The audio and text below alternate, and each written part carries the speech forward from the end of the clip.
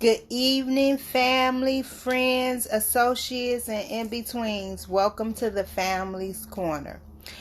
Today, we are going to talk about the difference in your mother and your wife.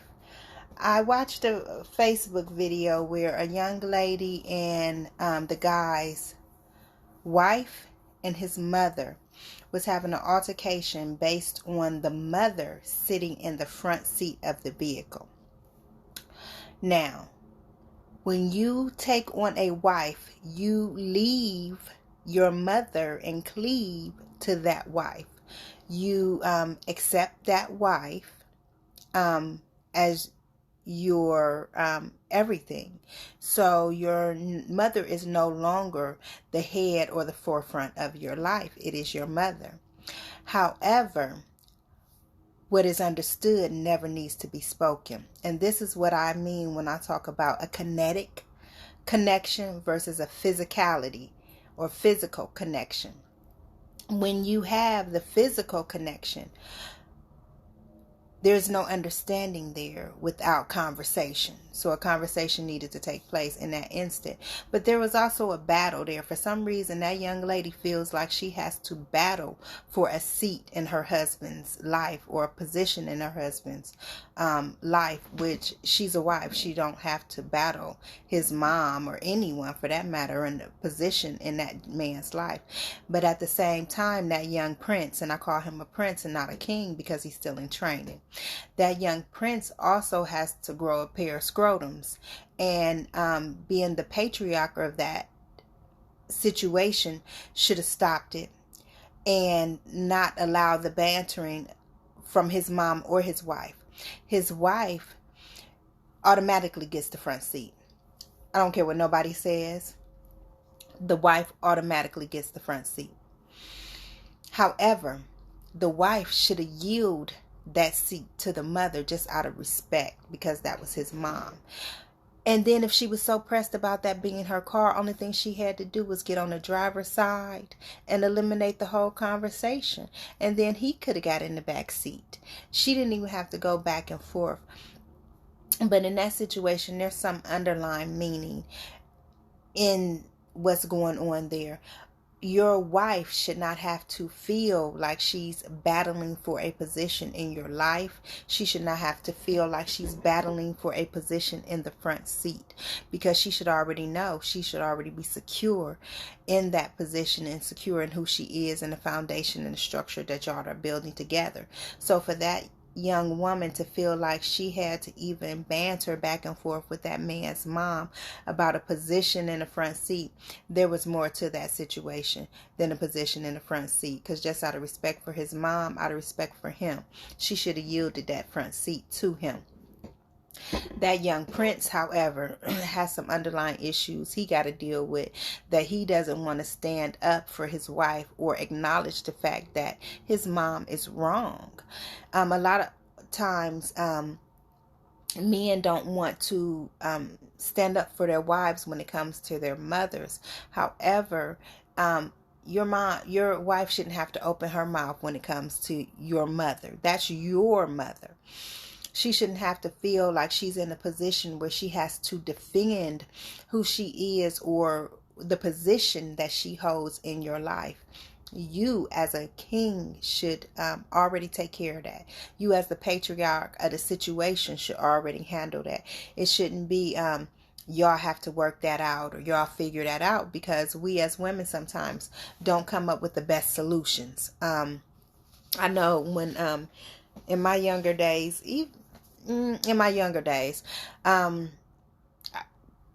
don't leave me to my own devices. That's all I'm gonna say. Is you don't leave me to my own devices. So you want to try and eliminate that problem, or being the head of the household, you want to lead your wife and lead your mother to know that, ladies, we're doing better than this. And you're building a kingdom. As a king, you should know you're building a kingdom. Therefore, you should not attach yourself to that negative situation or allow your wife to feel like she has to defend who she are or position in your life, because that seat wasn't it. Her sitting in the front seat or not sitting in the front seat, that was not it. It was something else going on in that scenario that made that girl so hostile. And then the friend, I don't know if that friend has a mate, had a mate, whatever, or is married. What I do know, however, is she's up there egging the situation on. First of all, that's not a friend. No friend should encourage or promote you to want to defend yourself and look that bad, or even put you in a situation where you and your mate may be battling with each other behind her egging or encouraging you on, and now your household is separated. Because at the end of the day, you never want to encourage separation of a household in our community, or separation of a household in general.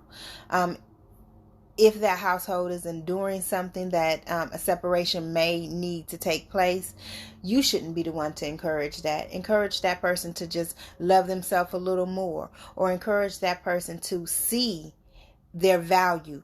But you never encourage someone to leave that individual, because number one, if they're in that situation, they want to be, they're choosing to be, they haven't built up enough courage to move forward. So allow them to be, and be that friend to be there when they need a shoulder to cry on, or be that ear when they need someone to listen, and close your mouth.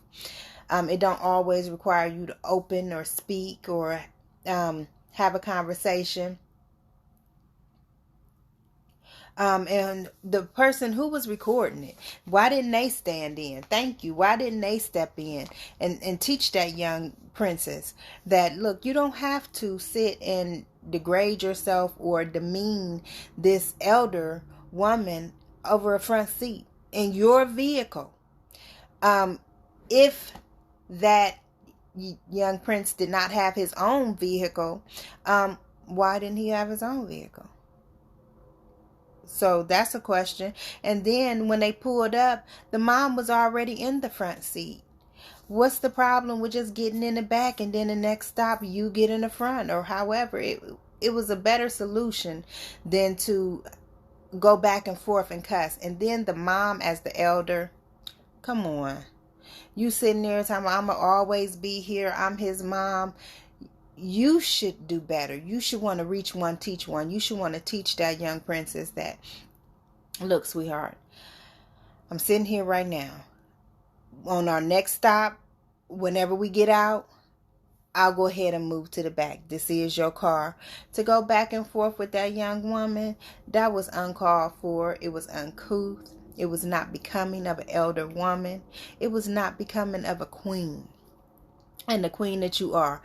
That whole scenario was messed up. That young gentleman, somebody done cut his scrotums off and just disappeared with him. He definitely, as the patriarch of that home, he definitely needed to silence that situation.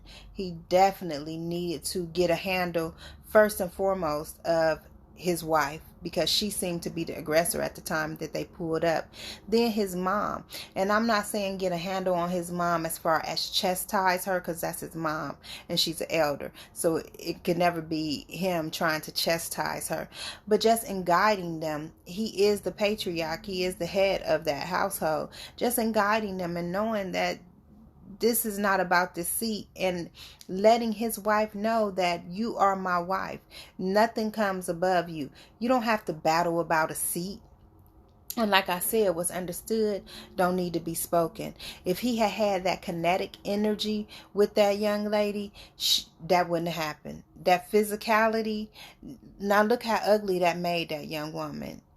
Inside and out. And she may be a beautiful individual, but now that we have seen that, we're able to look at that and pick apart that situation and say that was not becoming to her, or neither one of them should have been going through that situation about a seat.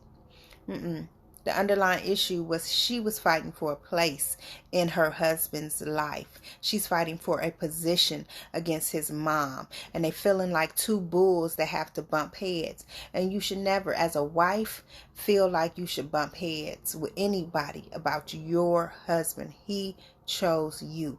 And in choosing you, He already solidified your position. Now, if he's not backing that up, then that's a whole nother issue. And that's something y'all needed to discuss before you said your I do's. Now you done walked down the aisle, and now we're here in this situation and scenario with his mom, and the underlying issues is coming out. And that young couple, if they continue down the path they're going down, it will be hard for them to stay with the longevity. And the reason why I say that is because they have no understanding. They have no comprehension. If they have some communication, it's very few and far between, because that should not have occurred if there was some comprehension with their communication. That should not have occurred if there was some understanding, because the young woman would have already understood either that the mom got picked up and she's going to ride in the front seat for right now, and it's okay for you and your girlfriend to get in the back because it's you and your girlfriend. Or you go ahead and drop my mom off wherever she needs to go, or let her ride with us, and I sit in the back with your girlfriend, which I think shouldn't be occurring. You should go ahead and let your husband drive the vehicle. I'm a damsel in distress. When me and my husband in the car together, he drives. Whether it's my car, his car, your car, whoever car, I'm not driving. So that in itself, why wouldn't she let him go ahead and drive the car? Why wouldn't she just go ahead and get in the back seat? Just to, number one, for the sake of time, to keep going. It took her all of what, that video was like 8 minutes or something. I watched the 8-minute clip of it, 10-minute clip of it. That was 10 minutes of time lost just in bantering back and forth with that young prince's mom. That's unacceptable. And then y'all doing that outside about a car seat, and you're egging that on about a car seat. And heaven forbid if they have children and that's recorded, now that's on the World Wide Web. Now your children get to see how you disrespected their grandmother, and as they grow up and they see that that's on the internet and you disrespected their grandmother, how do you think that's gonna make them feel? How do you think that next generation is going to respect you? Because they watch you disrespect their grandmother about a seat. It's never that serious about a car seat. A seat in a vehicle. And in a vehicle that's yours.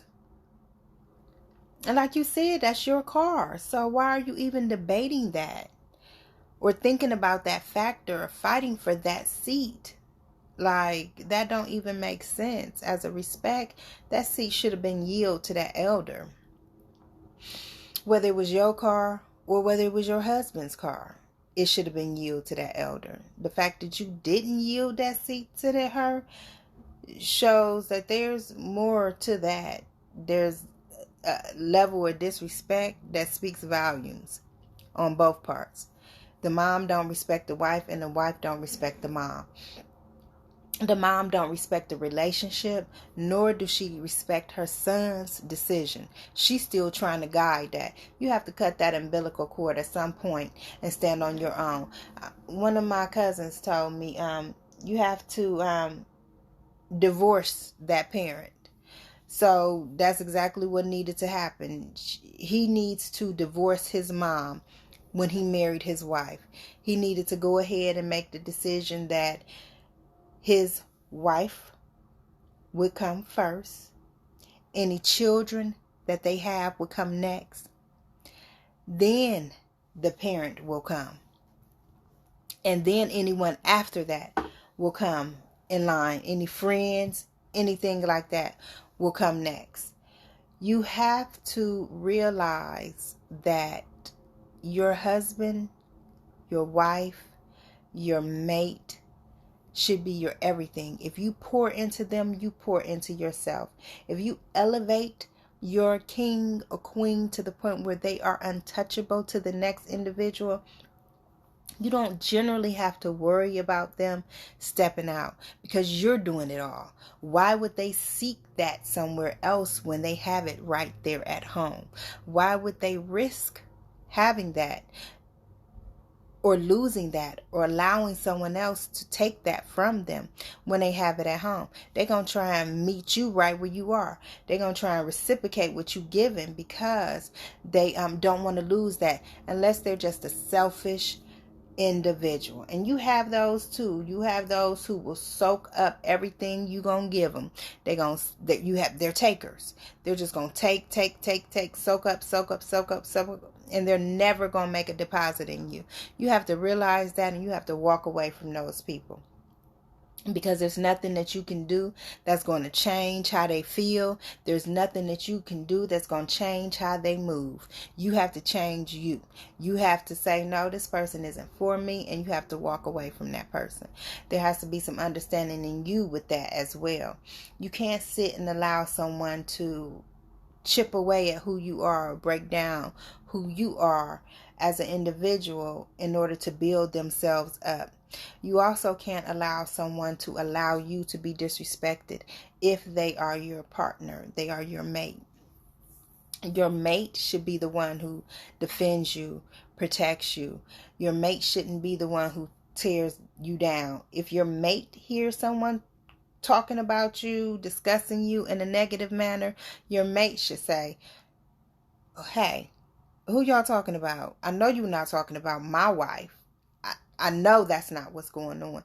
Instead of saying, oh, that's nothing, or hearing the conversation and acting like it's not a conversation being had about his mate, his loved one. You should be a trophy to him just like he's a trophy to you. He shouldn't want anyone to down you or chip away at your self-esteem just like you wouldn't want anyone to do the same thing for him. He shouldn't want to break you down. He shouldn't want you to be demeaned or feel like you less than anything. You should be equal with him, walking hand in hand, walking neck and neck.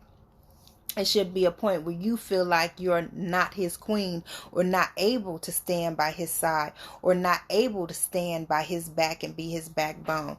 That should never be an occurrence in your relationship. It should never be an occurrence in your situation. Because if he's elevating you, you're not feeling like you're fighting for a position. If he's elevating you, there has to be some comprehension with the communication. You can't be his trash. Because if you're his trash, trust me when I tell you, you will be another person's treasure. So you can't put yourself in a position where you're lowered or feel like you have to fight for anything in anybody's life. You should never feel like you're fighting for a position.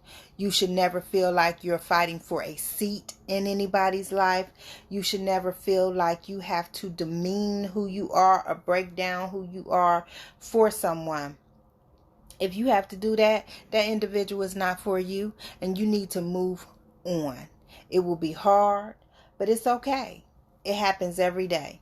You have to find somebody who's going to treasure you and not treat you like trash. You have to find somebody who's going to believe in you and know that you are worth everything they're going to put into you. You are worth every ounce of every knife, every gun, every fist that they're going to utilize to protect and defend you. If that person is not protecting, defending, and honoring you as his queen, as his wife, what are y'all doing? What are y'all there for? He has to hold you to the same pedestal, the same ground, uplift you to the same height that he wants to be elevated and uplifted. You can't be down here while he's up here. It don't work like that. He's a king and you're a queen, and they work hand in hand. How can you be on his left if he got somebody else on his right? Where's he at in the middle of all this? Just in the middle? He not battling on the battlefield with you? That'll never work. You'll never accomplish anything like that. So in order for y'all to have a good structure and a good foundation, y'all have to be one unit. You have to be together. You have to be tied into each other. And that's that kinetic energy versus that physical energy. And a lot of times we're going off of what the look is, and the look will fade. It looks good. It looks pretty right now. But at the end of the day, who's going to defend you? Who's going to protect you? When you ride, and who's going to ride with you? When you in a tough spot, when you don't have nothing, you don't have nobody and you feel like, okay, how am I going to figure this out? You need that individual. You need that person who's going to ride with you, who's going to stand with you. Not who's going to bicker over a seat or try and fight for a position in your life. You need somebody who already going to know their position, who already going to be secure in who they are and what y'all have and what y'all are doing and what y'all have going on. And so that they're not sitting there feeling like a seat is really the end all to be all. Like that scenario made absolutely no sense to me. You can tell that they go through petty arguments like that on a regular basis. And I wonder how often are the children around or in place that see them going through those petty arguments, because that's not a good look either. You have to be the example that you want your children to turn out to be. If you're doing something messed up and your children are watching that, they're sponges. They're soaking that up. You have to be the example that you want to see in the world so that they are able to soak up that example. They're able to change the world. They're able to be the next Barack or Michelle. But if you're not teaching them that, if you're not instilling that in them through visual, through them watching you on your daily, through how you move in the world, how do you expect them to absorb that positivity up? If you're not breathing positive affirmations into their mom, if you're not uplifting her and elevating her, same thing with their father. If you're not uplifting and elevating him, making him feel like once he come in the world, he can let all those bricks off his shoulders that's been piled on him through the course of the day, then how does that make him feel? How does that reflect on your household when he comes in and you're throwing more bricks on top of his shoulders? Or she's been home all day or at work all day, and then she come home and you want her to cook and clean while you sit and chill, relax, take a nap, play the PlayStation, and you want her to make your plate, take out the trash, do this, do that. That's not a good look either. That's not a way that you want her to look. If she's been doing everything all day, working just as hard as you, there has to be an equal balance in that. You have to go ahead and say, okay, babe, you go ahead and relax. I'm going to make our plates. Or help her cook. It has to be something that's going to make y'all at least at the same playing field, where she's elevated enough and you're elevated enough where a car seat, a position in a car seat isn't something that you have to fight or argue or demean your mate's mom for. That was just utterly ridiculous. That makes no sense. They need to seek some type of counseling in order to try and handle that situation. And that young prince, wherever he lost his scrotum sacks is, he definitely needs to find them. He definitely needs to seek some kind of help in stitching them back on or something, because his household is never going to survive like that. First of all, his mom is running it, and that's not going to work. Second of all, if his wife don't start respecting his mom a little better, the children that they bring into that situation are going to disrespect both of them just as bad as the wife is disrespecting the mom. So he's going to have to try and get a handle on that. Sorry, Facebook, something is wrong with the video, it's telling me. So I'm trying to fix it, but it won't let me fix it. So it just got to keep going like it's going. So he has to get a handle on that. And if he don't get a handle on that now at this stage, while it's in the earlier stages of it, that thing is going to take off and it's going to become a beast. And they're going to end up getting into a physical altercation. That's going to be something terrible. And I don't know how he's going to deal with that. I'm trying to... Okay, there we go. Sorry.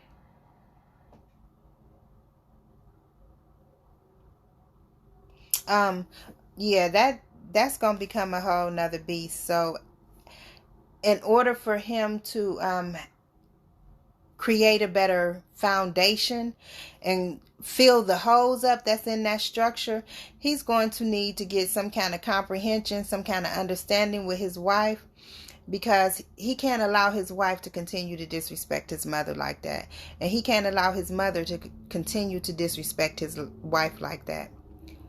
It has to be some kind of equal balance in that household, just between the mother and the son. It has to be some type of understanding.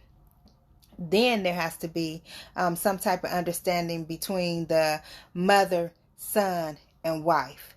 He has to have that, because the wife should have just opened the car door and just got on in. Her and her girlfriend continued their conversation. And the fact that that girlfriend even sat there and kept encouraging that wife and kept egging and pumping that on, that just baffled me as her friend. He don't even know his place in the relationship. That's right. Does he know his place in the relationship? I'm not sure. He couldn't know his place in the relationship, because if he did, he would have eliminated that. He would have shut that down. He would have shut his wife down, and he would have shut his mom down. It wouldn't have been for him to keep allowing his wife to, first of all, cuss his mother out in that manner. Or his mother to cuss his wife out in a manner that she was going. Neither one of them should have been speaking to each other. Him as the patriarch in that situation, he should have shut that completely down. His scrotum sacks was just, I don't know, they were tucked somewhere, or he left them in his mom's womb. That was just, I can't even explain that young prince. And we're going to keep calling him a young prince because he ain't made it to the king status yet. Unfortunately, he got to grow a little bit. But then that just goes to show how a lot of times our sons, we as single parents, a lot of times our son take on our emotion, take on our persona, because there's not a male structure in the home, so they don't have that masculine part of them. So in that, they take on some of our attributes and some of our ways. And that young prince, sure, his vagina fell out. Yeah, it fell all the way out, and he's lost. And so his household is going to be lost, and that's the result of it, is his mom and his wife situation, unfortunately. We have to hope and pray that something will take place with them, and that they'll do better. We just have to hope that they will do better as a community, as a household, because that's going to be terrible. That's going to be something that's going to be on Maury Povich or Dr. Phil if that young prince don't get a hold to that situation, or if that young princess don't grow up, because obviously the mother, the elder in the situation, she's lost. Yeah, she's lost.